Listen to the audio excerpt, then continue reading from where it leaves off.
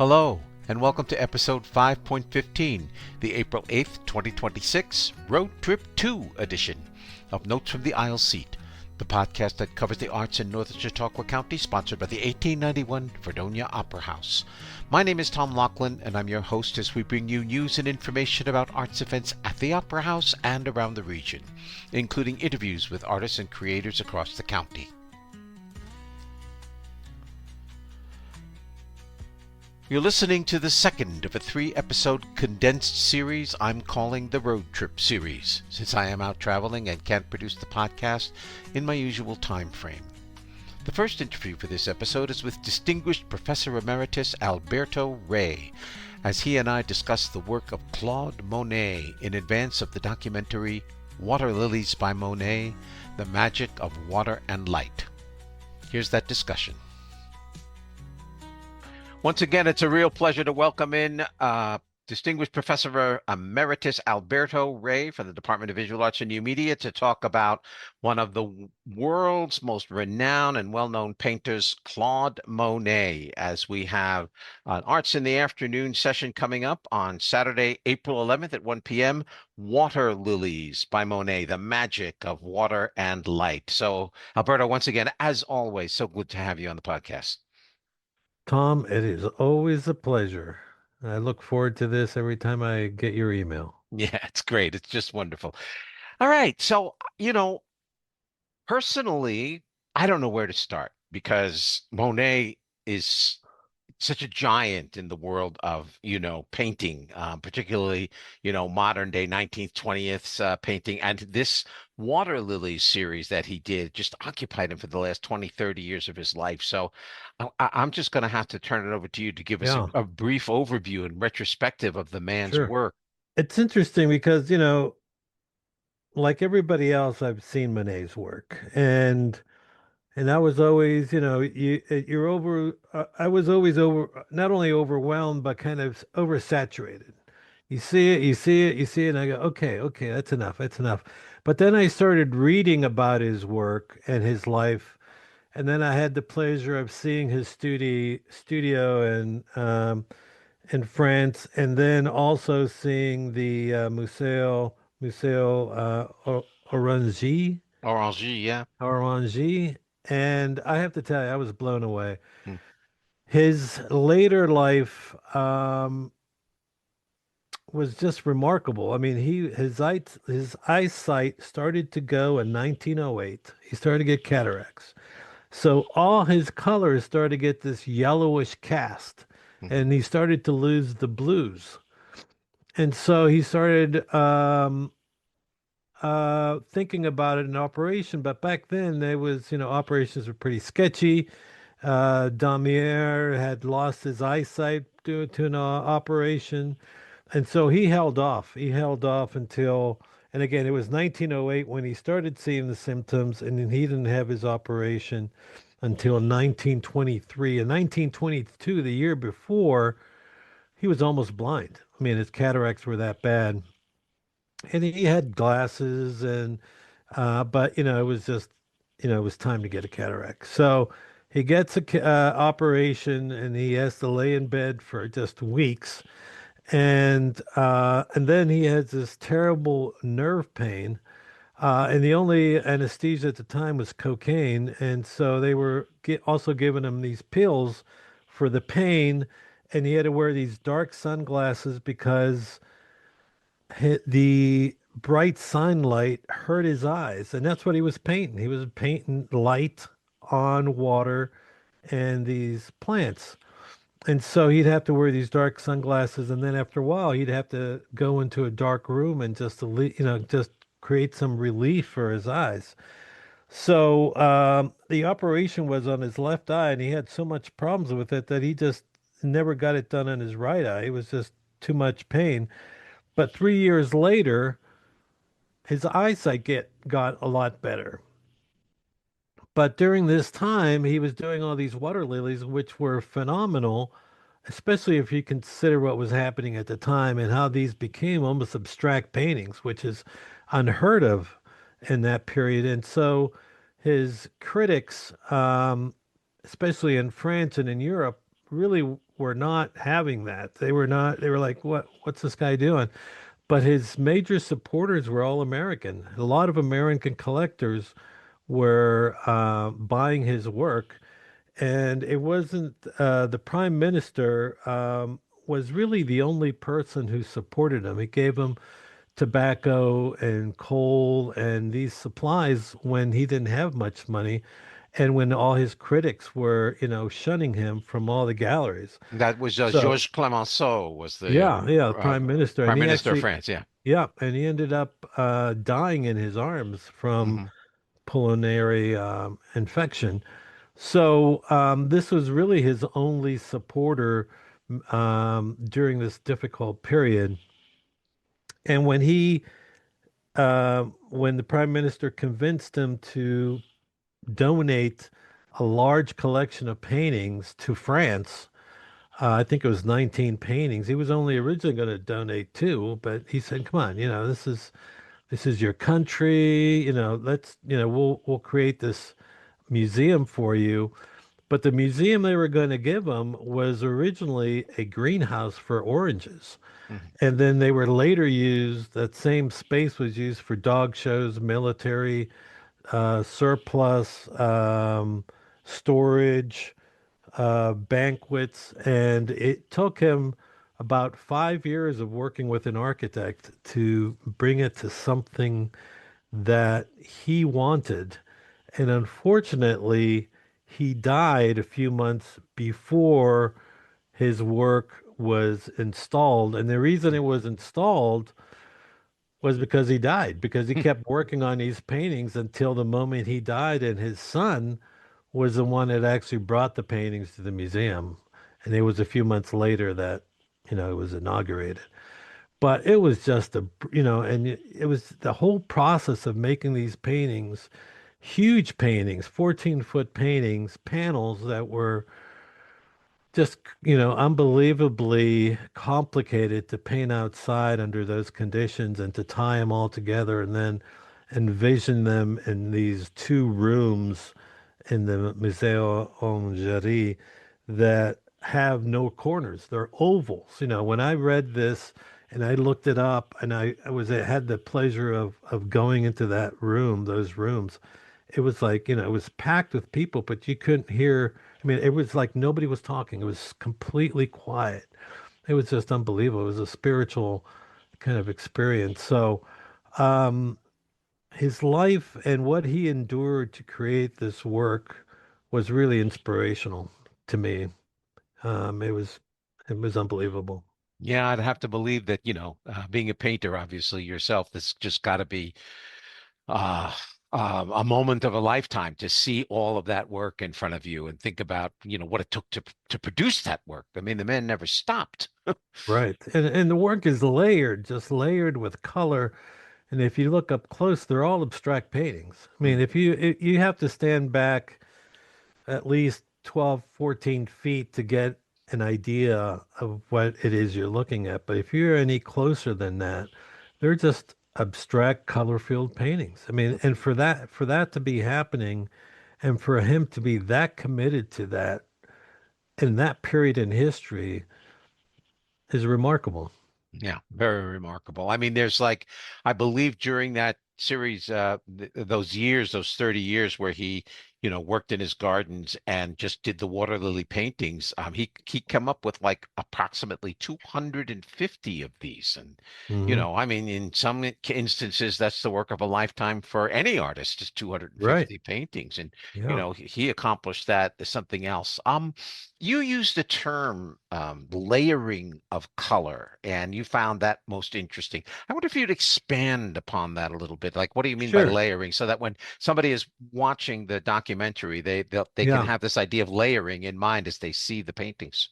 So when you look at while we're talking, I'm gonna look at one of the images. When he does water, for instance, he's, it looks blue, right? But when you look up close, it's a layering of uh, uh, violets with some pinks And then on top of that, he might have some cobalt blue, that's been muted down, and so it's a layer, it's layers of different colors that when you stand back come together to show as a reflection of water. And so instead of like showing a wave and carefully manipulating the shading to create a wave, he'll use like some lighter color mixed with white for the top of the wave, and then as the wave goes down, he'll start to change that into darker blues, some violets, some dark reds, um, and um, and that in itself will make it richer, and will also show that it's reflecting what's around it, including some greens in it as well. So what seems to be blue with light, with reflections of other things, he does that with very loose brushwork. So if you look up close, there's nothing there. It's just brushwork, just brushwork of different colors that when you step back, you start to form a um, a distinction of what that object is. Another artist that I love is Sargent, and he does the same thing. I remember seeing one of my most spiritual um, experiences when I walked into, I think it was the Museum of Art in Boston, or Museum of Fine Arts in Boston. And I came around a corner, and it was the painting of the daughters of Doctor, I can't remember the name. But anyhow, it just blew me away. It was just like this super rich painting of information. Then when I walked up close, it all fell apart. There was no description. It was just brushwork. And he was able to articulate porcelain, reflective porcelain, with about five different brush strokes. And he was able to do lace with just very loose brushwork.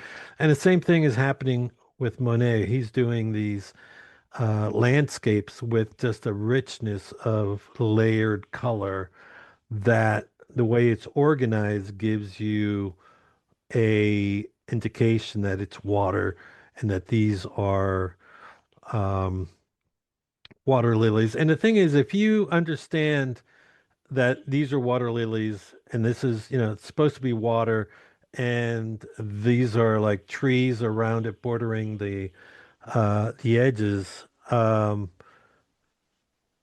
Once you know what it is, the artist has the freedom to expand on that. I don't have to necessarily paint every leaf, but I can just create a couple brush strokes to indicate leaves, and you'll say, "Oh, those are leaves." Mhm. You don't have to necessarily paint every individual one. So that allows you the freedom to just concentrate on making a very rich painting. And and that painting becomes even more interesting when you come up close and you see how, for an artist, you see how the colors are layered and how the brushwork is put down.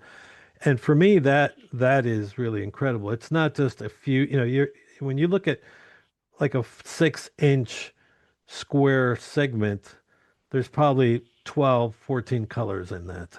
Wow. And depending on what color he uses more, it will give you a bluish cast, or, a greenish cast, or whatever.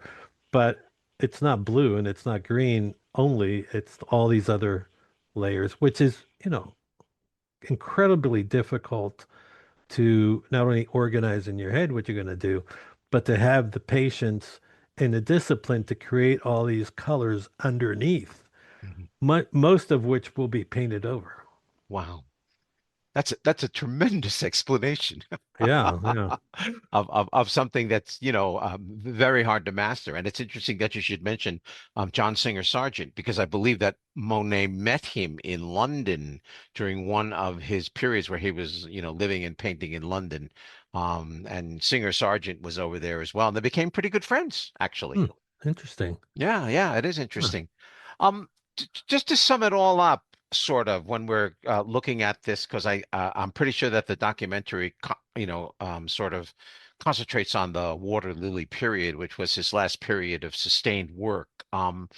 He's very influential. He knew all of the impressionists of his day, and he was also very controversial because he um,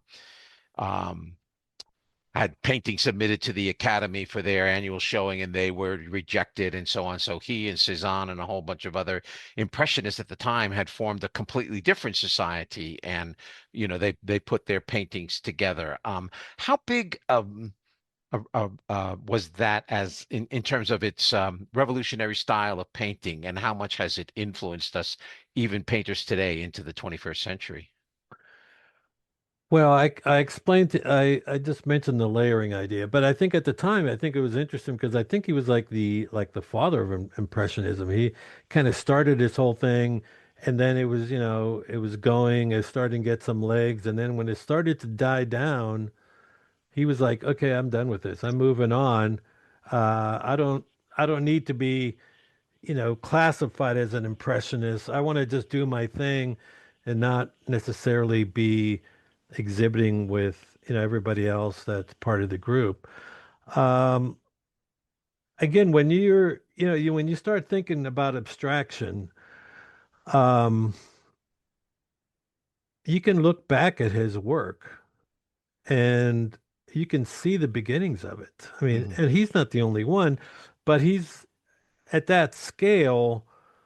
I mean, when you look at his paintings, that's the first thing I thought of was, these are abstract paintings. Mm. You can step back and they become realistic interpretations of the environment. But when you look up close, there's, these are abstract. And I think having other people look at these paintings and having him be recognized, I think probably inspired or encouraged other artists to look at life differently and to interpret life differently and to think about painting differently. That you don't have to be um, chained down by realistic interpretations of your life, of society, that there are other ways to interpret life, other ways to interpret emotion, other ways to interpret spirituality, and that maybe abstraction is close, can create a more spiritual connection to that unobtainable emotion than realism can. Mm. And I think he was probably, I would say he's probably father of abstraction as well. I'm not sure if anybody would consider that, but I certainly, if you see the work, you know, it's kind You of know, odd. you know, Yeah, you know. yeah. Oh man, Alberto, every time I speak with you, I learn so much about art and even a little bit more about life. So thanks for coming on the podcast. I appreciate it as always, and I know that as we have more and more of this artwork, you're always there, and I appreciate every second you give to the podcast. So thanks an awful lot. Well, thank you very much, Tom. It's always a pleasure talking to you. Okay, good. We'll be talking to you soon. Enjoy yourself and get out there and I don't know, do something fun for yourself, right? I'll try to get out of the studio and be a little more social. Oh, there you go. All right. Okay. All Talk to you right. soon, Alberto. All Bye-bye. right. Take care. Bye bye. Water Lilies by Monet, The Magic of Water and Light, will be presented at the 1891 Fredonia Opera House on Saturday, April 11th at 1 p.m. Tickets are $15 for adults and $10 for students, and can be obtained by calling the box office at 716-679-1891 or online at www.fredopera.org/tickets. This presentation is part of Arts in the Afternoon, which is sponsored by Dr. James M. and Marcia Merrins. A.J. Swearingen and Jayne Kelli are a duo who have been performing the music of Simon and Garfunkel for over a decade. They will be bringing their show to the Opera House on Friday, April 17th at 7:30 p.m., and I had a great time talking to these two fine musicians. Well, coming to the Opera House on Friday, April 17th at 7:30 p.m. will be the music of Simon and Garfunkel, performed by a group called Swearingen and Kelli. And with me now are both of the members of this musical duo, AJ Swearingen and Jayne Kelli. So, welcome to you both. Thanks for having us. You bet. Now, I want to, this is kind of an interesting thing because I know you guys are coming to do the music of Simon and Garfunkel, and I just about grew up with Simon and Garfunkel, and probably most of my listening audience grew up with Simon and Garfunkel. So there's not, I don't know that there's a lot to say about that, but we will talk about that in a short period of time because first thing I want to talk about is your music. You are a musical duo, Swearingen and Kelli, and you are part of, I guess you describe yourselves as an indie Americana duo. Can you explain a little bit what that means? Yeah, well, sometimes we like to say this, we are too folk for country and we're too country-ish for folk. So we kind of like meet square in the middle with that. But we're very much in love with no auto-tune, real lyrics coming from an authentic place. So that's why we have an affinity for the music of Simon and Garfunkel and pretty much any 60s and 70s musical group. Yes, and we started out, as well. I should say when we met in Florida, believe it or not. And I was off running on a solo career, and she was running on a solo career, and we met at a songwriting club in Florida, St. Petersburg, called the Hideaway Cafe. And I walked in there one night, and she was on piano playing her songs. She's a great lyricist. I can brag about her because I can. And I was just really struck by her voice and her lyrics and her songwriting. And we were introduced. One thing led to the other. Before we knew it, I was playing in her band. I was singing harmony in her band. I was playing lap steel in her band. And then I started recording. She was working with a local studio. She knew I was a recording engineer and a producer. And I wound up recording a couple tracks on her album. Then I had her sing all over my records. I'm also a songwriter. And that's how it all started. That was many years ago. And I was transfixed with him and his writing. He was doing a lot of touring around and opening for acts like Dave Mason, Tom Rush. Who else were you doing? All those guys. Well, a whole host of, Jonathan Edwards, you name it, John Gorka, just kind of making the folk rounds. I was lucky enough, Tom Rush cut one of my songs on a few albums ago and sparked a friendship between us. And that was sort of our initial connection in music, was the original music. And then her and I started co-writing together, and we were notoriously not co-writers. Not co-writers. And what was really interesting is it just either works or doesn't. And I'd have a song maybe I was working on, and she'd hear me playing it in the background, and she had a way of just coming in and finishing, it was like two people working on the same song from the same mind or something. Like, it was very, very interesting. And when I would hear her songs, I would just know where it was going immediately. So that is very rare, and that is sort of what brought us two together to eventually, combine our solo careers into what is Swearingen and Kelli. That was the infancy stages of our music, and we've got various albums out now of all our own stuff, and touring around with that. In addition to, as you know, the show we're bringing to Fredonia. Yeah, I have to say that, I liked Jayne's description very much of, not quite folk, not quite folk enough for folk, and not quite country enough for country, sitting in the middle of that. Because there's I grew up with the folk music of the 60s, most of the New York East Coast influence folk. And Simon and Garfunkel is part of that, as well as, other groups, Tom Paxton and assorted other kinds of songwriters. But then I got introduced to John Prine. And then I got introduced to David Bromberg. And then I got and these kinds of musicians, and they didn't sit in the same corner for me, but I could never really put a name to that kind of music, because it has a certain melancholic soul to it that seems to reach into, the heart of Appalachia territory, but it ain't bluegrass. I mean, is that Right, right. yeah, Yeah. am I anywhere near what you guys like to do? Yes, exactly. I'm almost going to say, Tom, can you come around as a mouthpiece explaining us to people? Yeah. Because you're really nailing it there. It's really hard to come up with an elevator pitch because people say, well, what do you do? And, let's face it, everybody likes to put everything into a very tight container with a handle on it so that they can tell you what it is. But to your point, that's also what I loved about the 70s artists. They had more range in what they did. Mm-hmm. You had more artists crossing over into country radio, and then country radio crossing over into even the rock stations and stuff like that. And I just feel like that doesn't happen. That has happened less and less as you move through time on the music.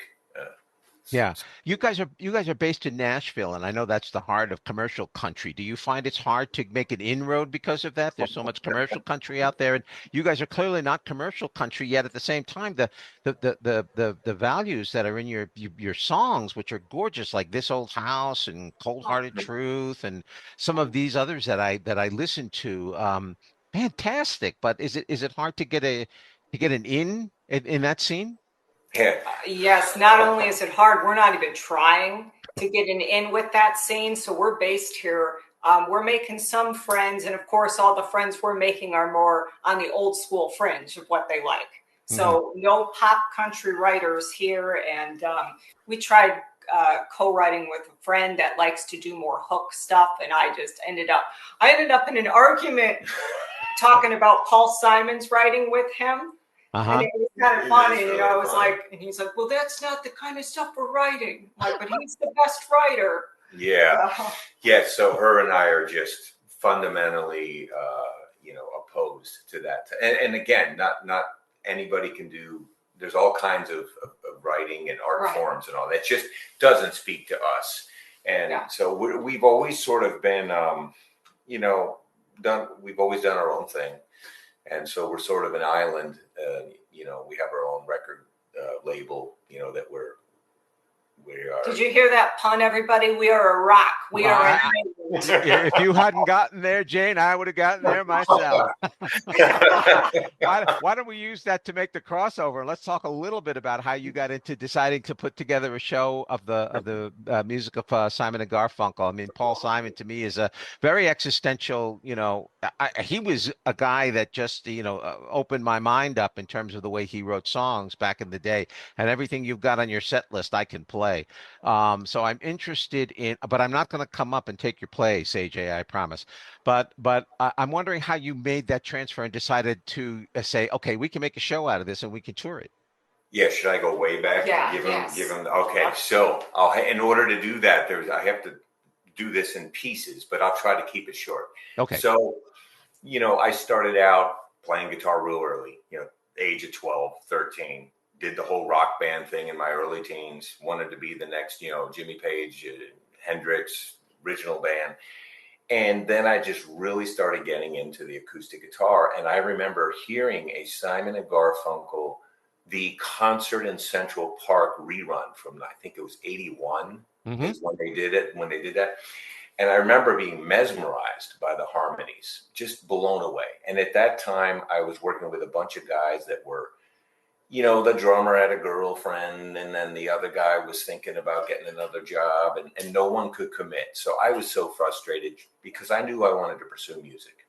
So at that point, I pretty much put down the electric guitar, picked up the acoustic guitar, and I started playing all the 70s stuff at that time. I wasn't even writing it back then. So I needed to, maintain a living at that point. So I was doing all the 70s stuff, the Jim Croce, Eagles, Paul Simon stuff. I couldn't do Simon and Garfunkel without a Garfunkel at that point. But I was, really steeped in the, Gordon Lightfoot, James Taylor, Harry Chapin, all that stuff.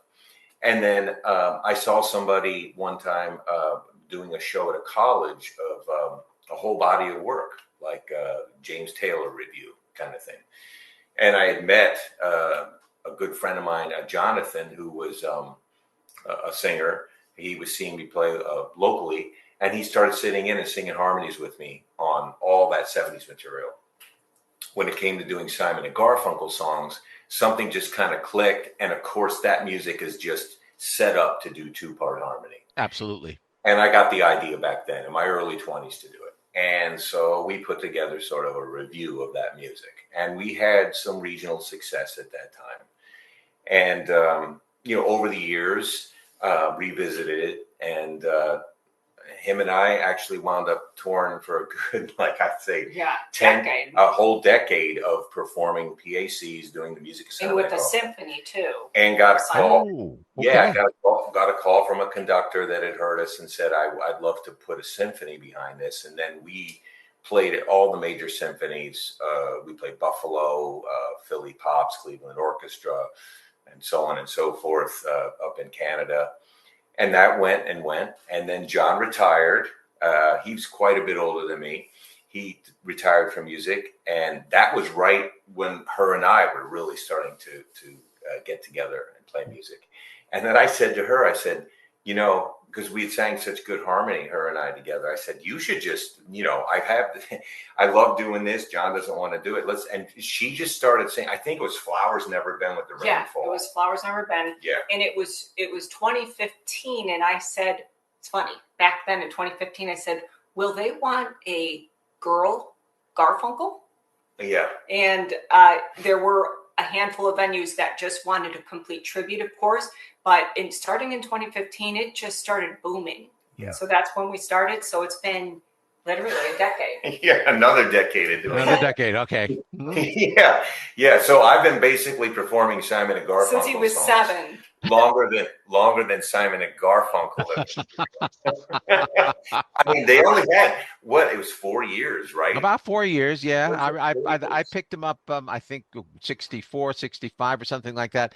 Paul actually was, I don't know if you know this, but there was a song by The Circle called Red Rubber Ball, which was written by Paul Simon. And there's a couple of obscure songs that he wrote before Sounds of Silence came out. So it was kind of interesting. Well, that's an interesting history, actually, because his music is so popular. And, Jayne, I have to tell you, when I first saw just Swearingen and Kelli, I figured, well, let me see what these two guys look like.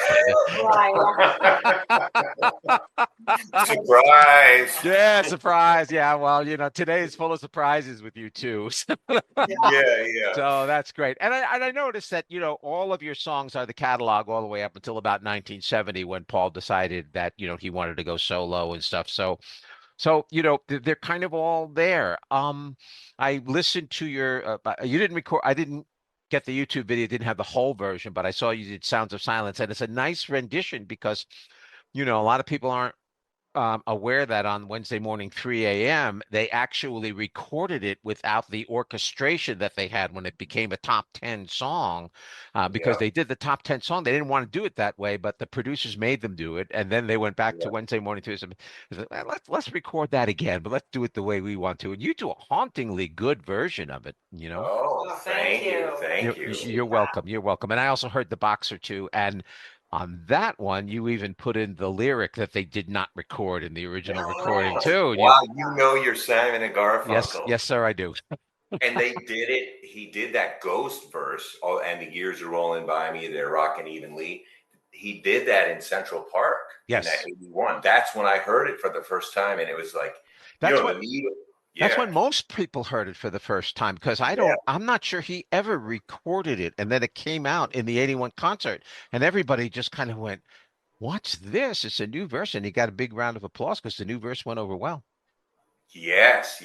Very good. Very good. You're the first person who's ever picked up on that. Yeah, it's well, like I said, it's a lifelong obsession with me, is the music. I'm going to ask just one last question, and maybe I'm giving away something, and you don't have to answer this if you don't want to. But Jayne, do you accompany yourself on Bridge Over Troubled Water? You know what? We do a version that's this hybrid mix of when Paul Simon went off and started touring with the Jesse Dixon singers. Yes. So Yes. AJ plays, and we do a little hybrid duet of it. Okay. Yeah, and a lot of times we don't have a piano, so Yeah. so that's why we sort of have a guitar version in it. You know, we both get to kind of work close on that, so it's kind of it's our sort of rendition. Okay. All right. I was just curious because you always have to associate the piano with that song. And then when you told me that Jayne played piano, I went, well, I'll kill to listen to her sing that song. Yeah. I know. I mean, what a song, right? What a song. I mean, it was just that was again, and that song came out, I think I was a senior in high school, and it was everybody's like love song, prom song, yeah, you name it. That song just hit the charts, and people who are in that teenage years just like a ton of bricks. It was beautiful. Everybody thought it was beautiful. It just made your mouth fall open the first time you heard it. It's a gorgeous, gorgeous ballad. Gorgeous. Yeah. Well, listen, I could talk to you guys forever about this song, about your own music, about your influences. I know you've been influenced by guys like Tom Rush, for example. No Regrets, what a great song. Great. Jayne, when people come to listen to you sing, they're going to hear like this Bonnie Raitt, Angels from Montgomery, Emmylou Harris kind of vocals, and that's going to be terrific. So I would I'm going to say this, right? I deeply encourage my listeners to come and listen to them sing the music of Simon and Garfunkel. That will be great. But I sure hope that if they ever get a chance to see you guys do your own music in concert at a club or something like that, that they get there too. And maybe what we'll do is I'll get Rick Davis on the side and say, hey, Rick, you got to get these guys in here to do their own stuff because. Yes, yeah. we might even throw in one of ours during the show. Oh, nice. Okay. All right. That'll be terrific. It was lovely to talk to you. I really appreciate your time and everything like that. And we'll look forward to seeing you at the Opera House on April 17th. Thanks, Tom. Thank you. The music of Simon and Garfunkel with Swearingen and Kelli will be at the 1891 Fredonia Opera House on Friday, April 17th at 7:30 p.m. Tickets are $23 for adults, $20 for members, and $10 for students. As always, you can obtain tickets by calling the box office 716-679-1891 or online at www.fredopera.org/tickets. There is no arts calendar for these road trip episodes, but you can find more information from the various arts venues in the county by clicking the links listed at the bottom of the show notes. If you have an arts event you'd like mentioned on the podcast, just send us an email at operahouse@fredopera.org. Please give us a month's notice in advance of your event, if possible, to ensure a timely notice. Also, a reminder that registration for the upcoming 1891 Run for the Opera House is open. This year's event will be on Sunday, April 26th, beginning at 9 a.m. Check out the 1891 Run webpage at our website, www.fredopera.org, for all the details. A link is provided in the show notes for your convenience. The final interview is with Dr. Scott Walters, Professor Emeritus of Theater History and Literature at the University of North Carolina, Asheville. We discuss the upcoming presentation of the National Theatre of London's production of Hamlet. And if I do say so myself, we had a great time doing it. If there is one play in all of Western literature that when you say its name, everybody knows about it, everybody can at least tell you some basics of the plot, and even who wrote it, it is Hamlet. And it is coming to the 1891 Fredonia Opera House on Saturday, April 18th at 1 o'clock. And once again, I have brought in my friend, and also colleague, Dr.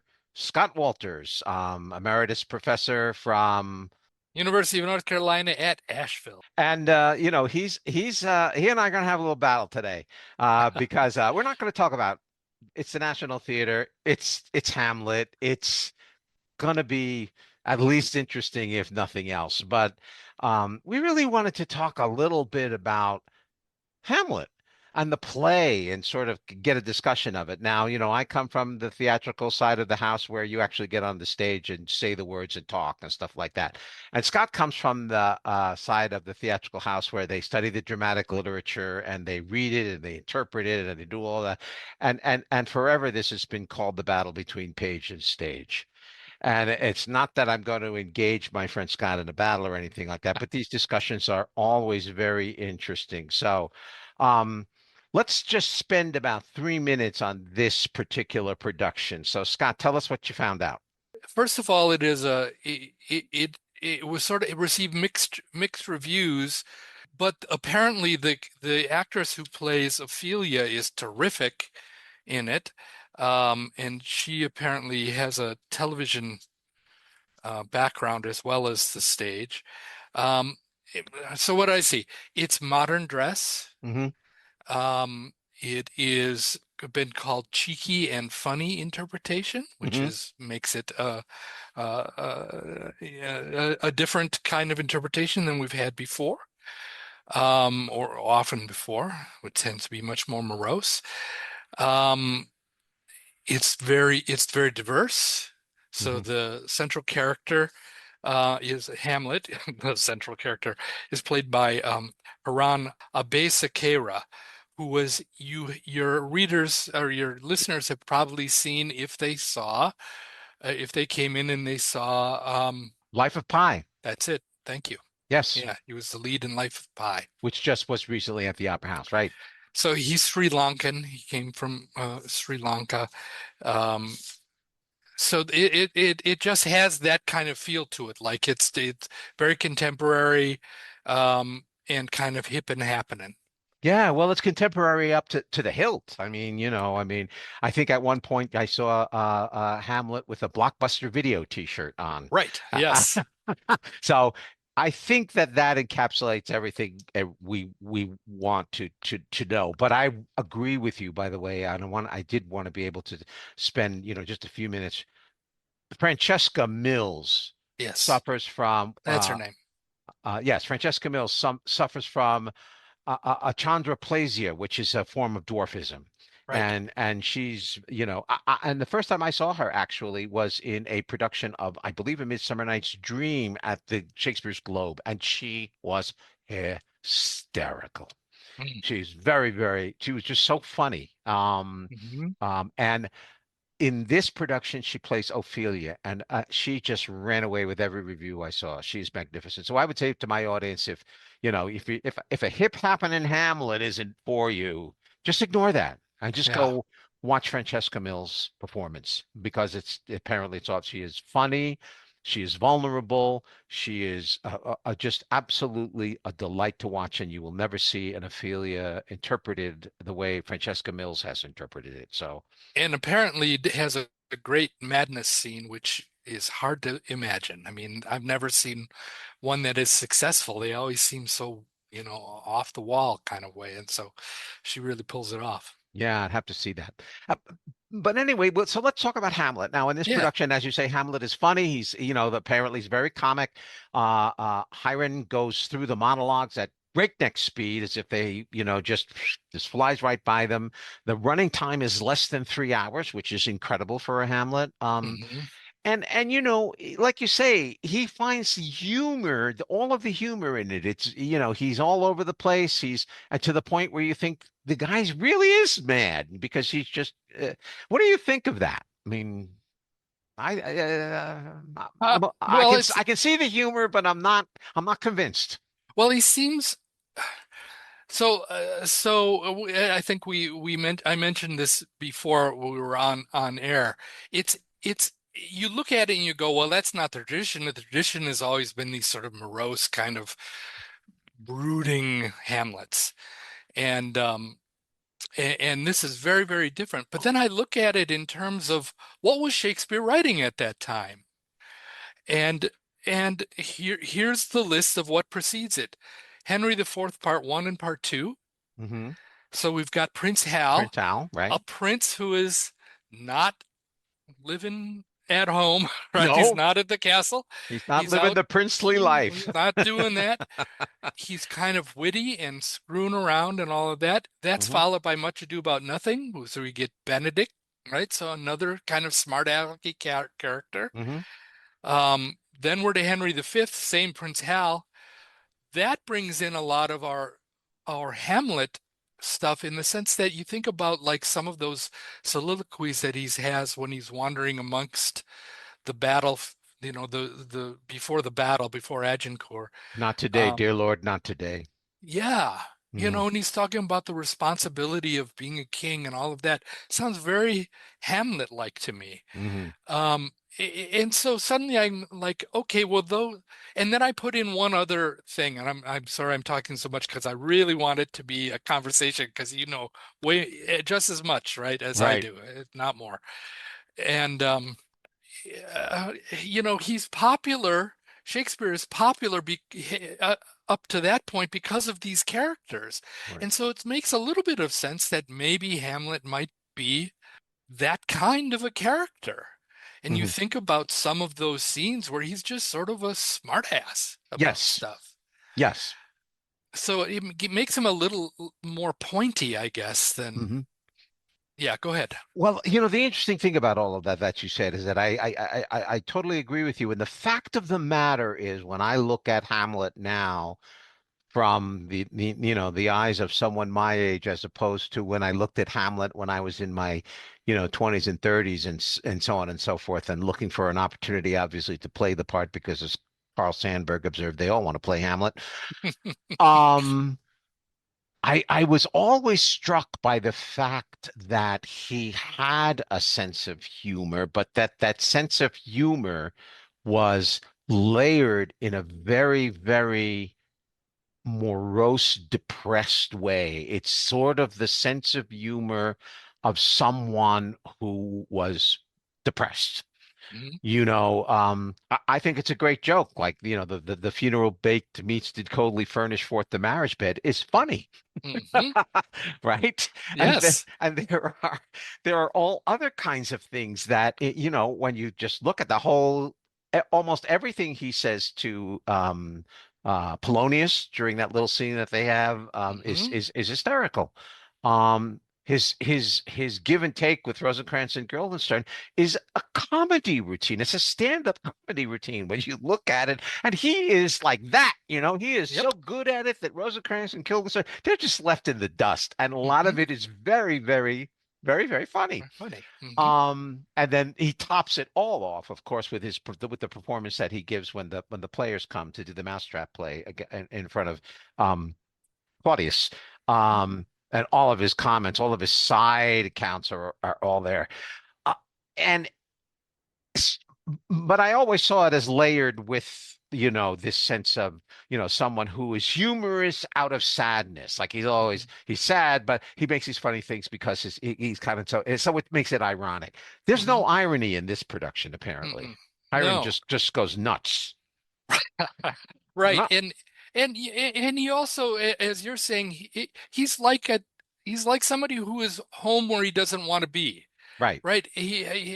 Like he's funnier back at Wittenberg, Yeah. which seems, we sort of blast past the fact that it's Wittenberg, Yeah. but it's important, right? Wittenberg is Luther. It's the Mhm. seat of the Reformation. It's the seat of sort of radical thinking. Right. When I was doing my research, I came across somebody has written a play because it's also the setting for Marlowe's Dr. Faustus, Exactly. right? So somebody has written a play in which Luther, who went on the faculty of Wittenberg, and who, by the way, was 25 when he went there to hmm be educated. So this idea that he's 30 years old and still a student is not a big deal. Right.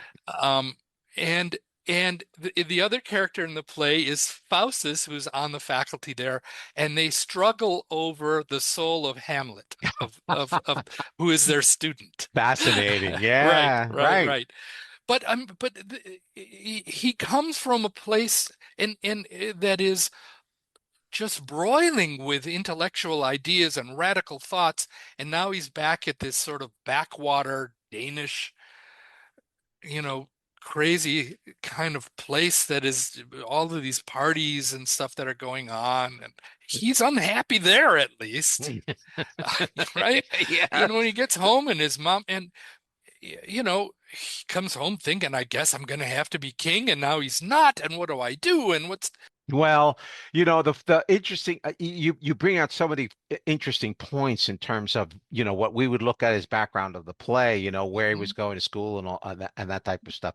But I think that's what makes Hamlet such a fascinating character. And I also think it's interesting that you put it in context of the characters that came just before Hamlet, because the Opera House just had a movie called Hamnet about his son, and there's all these theories about how Shakespeare was writing Hamlet as a way to purge his feelings about the loss of his son and so on and so forth. And so even though the characters that he had been writing beforehand were all witty and the wit in them and the laughter and the comedy is all bright and not colored with a sense of moroseness, all of a sudden we get a William Shakespeare who is writing that same style of character, but has had a life experience which sort of tones it in a different direction. And then you can also begin to track all of the other characters he wrote after that, right, up to like King Lear, who's that character is just mwah. So I think that it has this. The fascinating thing to me about Hamlet is that it encompasses so much of the human spirit in one character. I'm not sure that any other character that Shakespeare ever wrote had as much packed into it, but you can see this turning point in where Shakespeare is going in his direction, and this turning point in what he's talking about when he talks about life and death, because he has a very funny scene with the gravedigger. He points that out twice. He talks to Ophelia in the scene where he dismisses Ophelia. You jig, you amble, you lisp, you nickname God creatures, and you paint your faces up. God's given you one face, and you make yourself another. And then later on, he says to the skull of Yorick, "Tell my lady, let her paint an inch thick. To this favor, she must come." And these connections that he's making that are funny. I mean, that's a funny line, in a way, but the setting of it, and that to me really, I think, from what I can gather from what I've read, and it's not that I don't want people to come see this production, because if you don't see, Francesca Mills as Ophelia, you're really missing something, I guess. But I think in the end, what you might get out of the Hamlet is a certain emptiness, because if it's humor and if it's madness just for the sake of being over the top and creating an innovative interpretation of Hamlet, then I'm not sure it's worth the price of admission. Yeah. So as a young actor, did you have plans for what you would do? Like yes. What your interpretation would be? Yeah. Yes. And my first experience with Hamlet was Olivier's production. It was the first Hamlet I ever saw. And,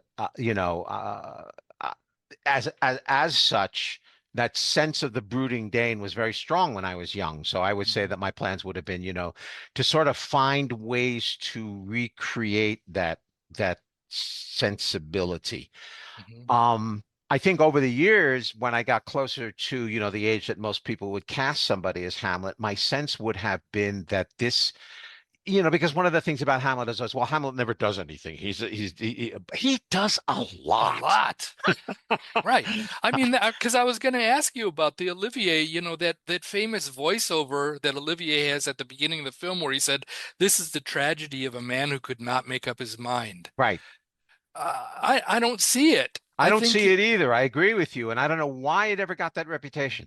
I mean, he waits, but he has to make sure, especially if you put it in the context of it hasn't been that many years since we've had Dr. Faustus, that there is a question as to whether this ghost is for real or the devil trying to pull one over on him. And it's a big question. It's a big question. Yeah. Because all of a sudden your soul is in danger. Right. And so he's got to be sure that he gets this one right. Right. But once he knows, right, Laertes says the king's to blame, and the next line is, well, kills him. Yeah, he kills him. The king. The king said, "The point in venom too, then venom to thy work." Boom, done. Yeah. I mean, obviously, I never played the role, but I have a lot of hope because Ian McKellen played it at 80. So 80. I'm still waiting for someone to come around and say, "Oh, it's okay, Tom. You can play the role." Because and honestly, is a funny thing because I think that it's one of those. Shakespeare does this all the time. He creates characters that when you're the right age to play them, you don't have enough wisdom. And when you have the wisdom to play them, very seldom will directors give you a chance to play that role. Right. Because you just don't, you're past the age or something like that, which I think is a shame. And Hamlet is one of those, is one of those characters. I've been in a number of productions of Hamlet. I played Polonius, I played the Gravedigger, I played Laertes, I played Horatio. But never Hamlet. And we'll see what happens, when I'm 80. That's all I can say. Scott, thank you very much. Oh my God. That was a great conversation. Yeah, that was fun. So I thank you for participating. And I think this is, I believe, well, I'm not really sure. I think there might be one more National Theater production before the end of the season. And if there is, I'll get you back for that. And if there's not, I'm going to say thanks very much for this season. I appreciate your input. Thanks for asking me. It was great. Yeah, wonderful. Thanks, Scott. We'll see you around. Okay, bye-bye. The National Theatre of London's production of Hamlet will be screened at the 1891 Fredonia Opera House on Saturday, April 18th at 1 p.m. Tickets are $15 for adults and $10 for students, and by now, I think you know where to get tickets. The National Theatre of London is part of Arts in the Afternoon, which is sponsored by Dr. James M. and Marcia Merrins. And that's it for this Road Trip 2 edition of Notes from the Aisle Seat. My thanks to Alberto Rey, A.J. Swearingen, Jayne Kelli, and Dr. Scott Walters for being my guests. Our Road Trip 3 edition will be available on Wednesday, April 22nd, 2026. I'm Tom Laughlin, and until then, be safe out there and be kind to one another.